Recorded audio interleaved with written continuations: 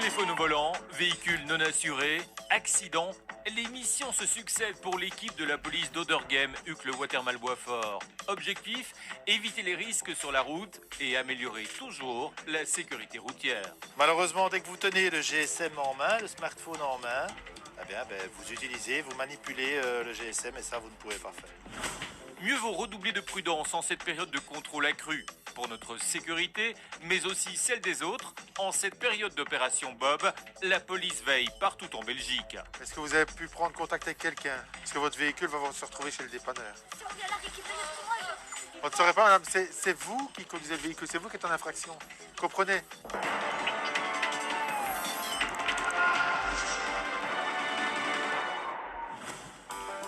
Ah ben voilà, il est là. Bonjour. Une journée de mission débute au sein du service circulation de la zone Oderghem, Uccle-Watermal-Boisfort. Alors, tu m'avais appelé? Tu tombes bien. Une petite suite d'enquête pour toi, une situation suspecte. Avenue de la Foresterie, si tu peux jeter un coup d'œil. Un véhicule suspect est à contrôler. Ce sont des riverains qui l'ont signalé. Manifestement, cela fait un bon moment qu'il est stationné là. Ici, je vois rien. Je vois rien. On va aller voir un petit peu plus loin. Tu vois, ce qui se passe aussi souvent, c'est que les gens, quand ils voient une voiture trop longtemps sur un emplacement et que ça leur prend une place de parking, ils râlent un petit peu et ils nous appellent. Et on vient vérifier. Et parfois, c'est des gens qui sont partis en congé ou en vacances pendant 15 jours. Mais la voiture qu'on cherche, c'est celle-là. Il y a un doigt de verre dessus, là, tu vois. Je ne sais pas s'il la prend en photo. Oui, il fait un texto. J'ai mis le bleu, hein, de toute façon, c'est clair, c'est celle-là. Ce qu'on va faire, on va déjà checker, voir si elle a été volée ou pas. Un dossier photo. Ouais, on va faire un dossier photo. Ça va, j'ai mis le bleu. À mon avis, il y a de grandes chances que ce véhicule soit abandonné, oui, vu les traces de verdure qu'il y a dessus. Ce doit être un véhicule qui doit se trouver ici depuis un certain temps. Ça se voit, hein. Voilà. Donc on va essayer de trouver le propriétaire, on va voir ce qui s'est passé. Peut-être que le propriétaire est décédé, a eu un problème ou autre. Donc on va se charger de ça. On va faire des photos, on va transmettre le dossier à une personne qui s'occupe des véhicules abandonnés sur la voie publique ici chez nous. Soit on va retrouver le propriétaire, le propriétaire va en reprendre possession, soit alors on va voir avec la famille s'il y a quelque chose à faire, ou alors parfois elles sont envoyées à la destruction. L'immatriculation est immédiatement vérifiée. Encore une fois, ici j'ai une application police sur mon smartphone qui va me permettre d'accéder à la DIV et au registre national. Et de cette manière-là, je vais pouvoir trouver le conducteur ou le... Voilà, ici, apparemment, c'est une entreprise de leasing. Ok, donc on va s'adresser à l'entreprise de leasing, voir un petit peu ce qui se passe. Parfois, il y a des gens qui sont licenciés et qui ne disent plus où se trouve la voiture parce qu'il y a eu une rupture de contrat ou autre. Et donc, ça permet de retrouver les véhicules. La situation devrait donc ici rapidement être résolue. Comme ces autos dedans. Hein. Ouais. Ok, ça va. Retour en intervention, et cette fois, il s'agit d'un accident. Une voiture stationnée a malheureusement été percutée et son propriétaire a constaté les dégâts au matin. Ok, effectivement. On va prendre... Est-ce que vous avez les clés du véhicule? Est-ce qu'on peut avoir les documents, s'il vous plaît? Ouais, fais des photos. Ouais. Prends les documents de bord, monsieur. Ouais. On va faire un PV. Donc ici, on a été appelé pour un monsieur qui avait stationné son véhicule sur une chaussée très roulante ici. Malheureusement, à son réveil, il s'aperçoit que son véhicule a été touché, donc il nous appelle. Donc je vous explique la procédure, ce qu'on va faire. On va faire un PV simplifié, c'est-à-dire avec délit de fuite. On va prendre les coordonnées, on va vous donner le numéro de PV maintenant. Une fois que vous avez le numéro de PV, vous donnez ce numéro à votre assurance et votre assurance va contacter et va faire le nécessaire. Ça va? S'il vous plaît. Les missions de surveillance du trafic reprennent. Cette fois, c'est une conductrice qui est repérée téléphone au volant. Une intervention qui sera désormais plus sévèrement punie. Le PV passe de 116 à 174 €. Bonjour madame. On ne conduit pas avec son téléphone en main. Hein. Vous venez avec nous, madame? Est-ce que je pourrais avoir les papiers du véhicule, s'il vous plaît? Certificat d'immatriculation, assurance et contrôle technique. Le contrôle technique, moi je l'ai acheté il y a quelques mois et il avait été passé, il avait fait le CarPass, mais je ne l'ai pas avec moi. Est-ce que je pourrais avoir votre carte d'identité et votre permis de conduire, s'il vous plaît? Vous êtes jeune conductrice?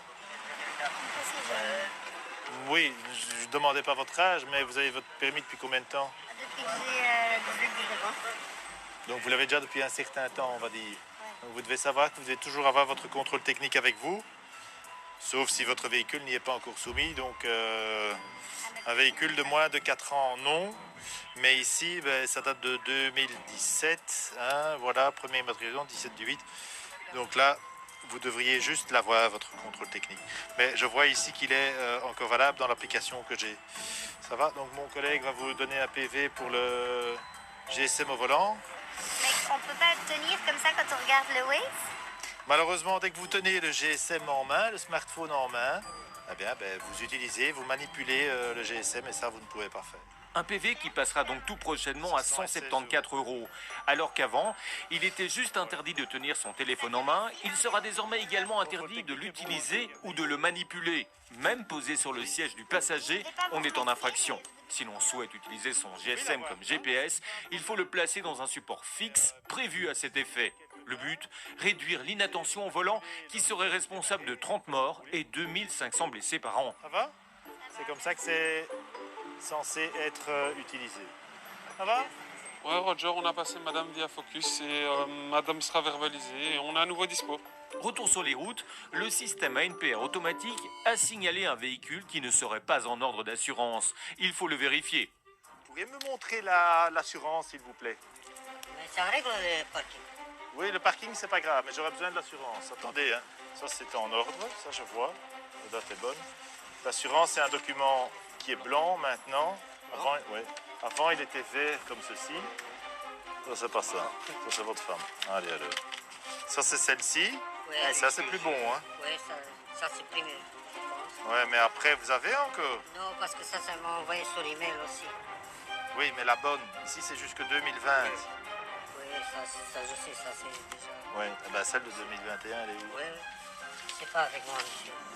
Oui, mais à mon avis, vous en avez pas, hein. Parce que ici, chez nous, vous êtes renseigné comme n'ayant pas d'assurance. Vous savez pas téléphoner chez votre courtier? Parce qu'autrement, moi, je vais devoir, on va devoir saisir le véhicule, hein, monsieur. Si vous n'avez pas d'assurance, vous ne pouvez pas rouler sur la route. J'ai pu appeler à monsieur avec les plaques de garage ou les dépanneuses. Non, c'est pas comme ça que ça marche. Vous devez me présenter un document d'assurance. Alors, vous faites le nécessaire, soit vous savez pas téléphoner ici et demander une assurance? Oui, je sais pas. Parce que pour l'instant, vous en avez pas. avec un ami. Vous l'avez fait avec un ami. Il m'a fait les assurances. Eh ben, téléphonez-lui, de toute façon, si vous l'avez fait avec un ami. Qu'est-ce qu'on va faire s'il ne répond pas? Ce qu'on va faire, c'est surtout... la solution, c'est que moi, je vais dépanner votre véhicule, que vous allez avoir le temps de vous mettre en ordre, et après, quand vous avez une assurance, vous venez la rechercher, vous me montrez le papier d'assurance, et vous repartez avec la voiture après avoir payé les frais d'entreposage. Et je prends avec les dépanneuses. Non, c'est pas vous, hein, c'est moi qui prends la dépanneuse. Hein. Ouais, mais... C'est pas votre dépanneuse. C'est la dépanneuse qui est mandatée par la police, évidemment. Hein. Oui, mais vous déposez à la garage de... Non, mais non. Mais non, c'est pas... Non, c'est pas... C'est la justice qui prend le... C'est la police, la justice qui s'occupe de ça. Hein. C'est pas vous. Hein. C'est peut-être bien gentil, mais... Vous avez une carte d'identité déjà pendant que... Je vais déjà prendre note de tout. Pas le choix, le véhicule va donc être enlevé. Il va devoir revenir chez nous avec une assurance valable. Et une fois qu'il aura payé le dépannage, l'entreposage et que nous aurons la preuve qu'il est valablement assuré, il pourra récupérer son véhicule. Le propriétaire devra donc ici impérativement se mettre en ordre, mais aussi payer les frais avant de pouvoir récupérer son véhicule et rouler à nouveau en toute légalité. Contrôle sur les routes, restez avec nous. Enquête revient juste après la pause.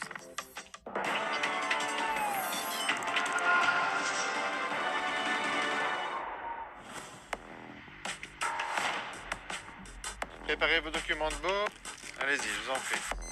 Encore. Vous êtes safe. Tenez l'embout en main. Ça va, vous êtes safe, monsieur. C'est en ordre.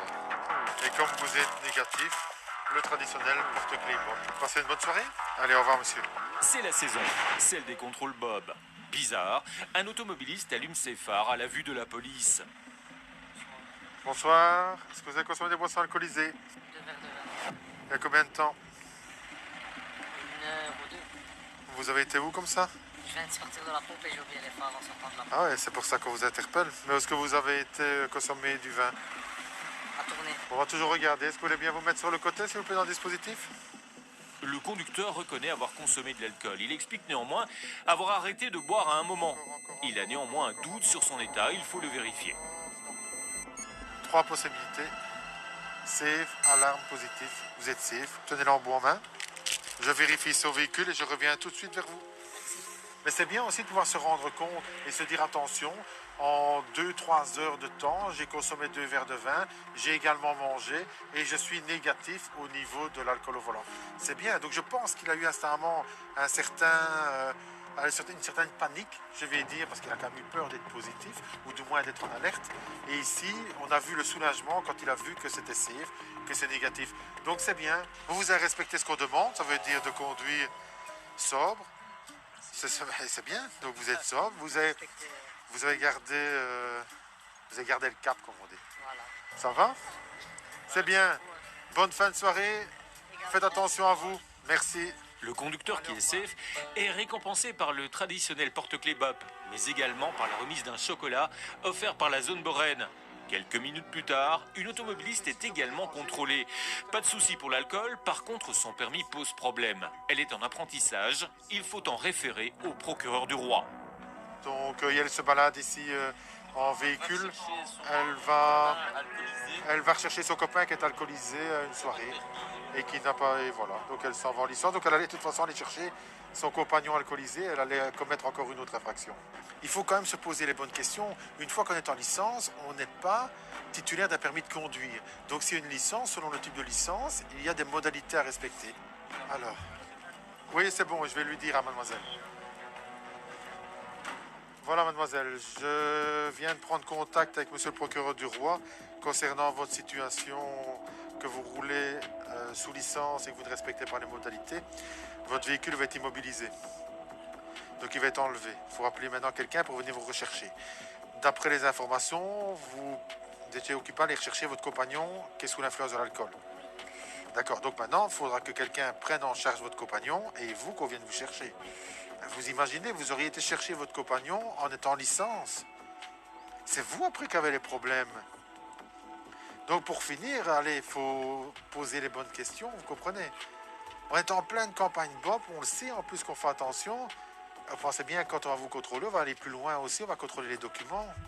Il n'y a pas que le souffle, il y a également les documents qui sont contrôlés. Donc ici, rouler en licence, c'est pas bon si vous ne respectez pas, hein. D'accord? Votre véhicule va être enlevé, entreposé chez le dépanneur. Alors, pour récupérer votre véhicule, vous devez écrire à monsieur le procureur du roi qui, lui, va décider de la date de restitution du véhicule. Une fois que vous allez recevoir le document de restitution du véhicule, vous allez vous présenter, vous pouvez vous présenter au commissariat de police avec l'avis de restitution qu'on aura reçu également et la facture du dépanneur. Ça prend du temps.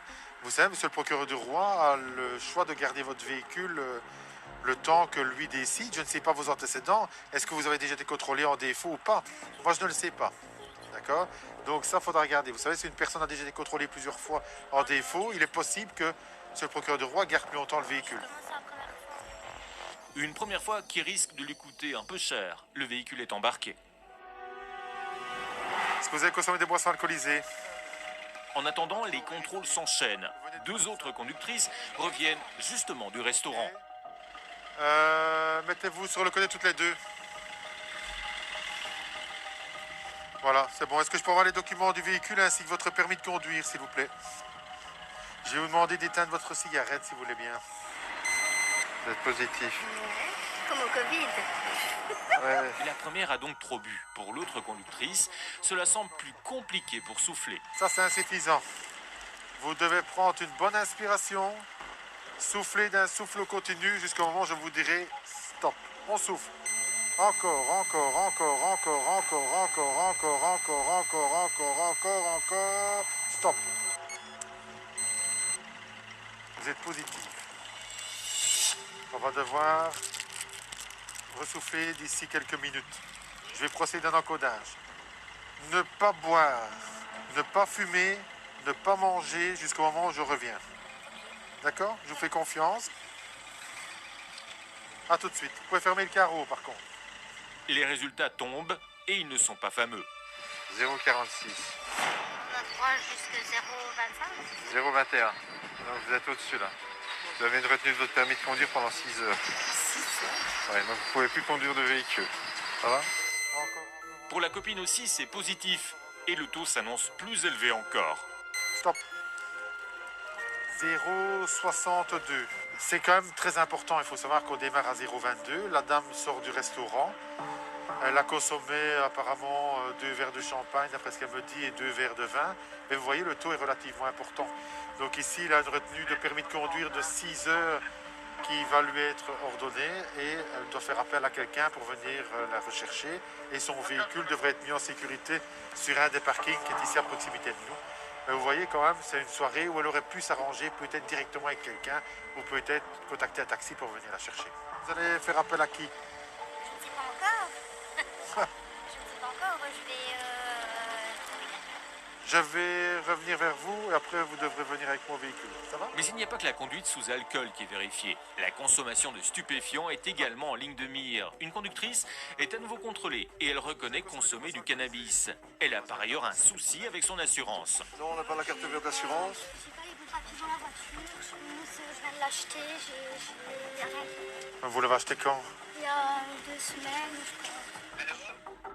La jeune conductrice téléphone à son père pour tenter de régler ce problème de papier d'assurance. Par contre, il va falloir vérifier sa conduite sous influence. Mademoiselle, je vais vous faire la procédure alcool, puis on va faire la procédure pour les stupéfiants, d'accord? Mademoiselle consomme? Oui. Qu'est-ce que vous consommez exactement? Juste le cannabis. Pardon? Juste le cannabis. Vous avez consommé quand la dernière fois? Ce matin. Ce matin? Vous consommez tous les jours? Quand elle nous dit avoir consommé ce matin, c'est quoi le matin? Vous savez, pour certaines personnes, se lever à midi, ben, c'est le matin. Donc on ne sait pas vraiment nous situer le moment exact. C'est vraiment le test qui va déterminer si oui ou non elle est positive. Et c'est là le problème. Enfin, je ne suis pas là pour vous faire la morale, mais c'est pas très bon. Hein. Non, je sais. Ça, automatiquement. Et vous n'avez rien dans le véhicule? La jeune femme semble agitée. Elle est perturbée par le contrôle. Mais cela traduit peut-être aussi une consommation récente de stupéfiants. Vous êtes fort nerveuse, hein, mademoiselle. Pardon? Je sais bien, mais je sais qu'on va me contrôler, je vais être positive, c'est sûr. Et c'est pas trop le moment où je perds le permis. Pardon? C'est pas le moment où je perds le permis. Asseyez-vous, mademoiselle. Calmez-vous, ça va bien se passer. Encore, stop. Voilà, c'est safe. Bon, pour l'alcoolémie, c'est bon. Si vous êtes positif cannabis, là, effectivement, vous allez avoir un retrait de permis de conduire. Hein. Pas de souci au niveau de l'alcool. Elle est positive au THC. Elle ne peut donc plus conduire. Par contre, problème supplémentaire, une mesure de retrait a déjà été ordonnée récemment quant à son permis. Le procureur va ici ordonner la saisie du véhicule. La conductrice est dépitée. Est-ce que vous avez pu prendre contact avec quelqu'un? On va venir vous rechercher? Est-ce que votre véhicule va se retrouver chez le dépanneur? Si on vient la récupérer pour moi, On ne saurait pas, madame, c'est vous qui conduisez le véhicule, c'est vous qui êtes en infraction. Comprenez? Donc le véhicule d'office, ce sont des mesures qui sont bien établies, on ne sait pas faire ce que l'on veut. La fille se retrouve avec une conduite sous influence de drogue.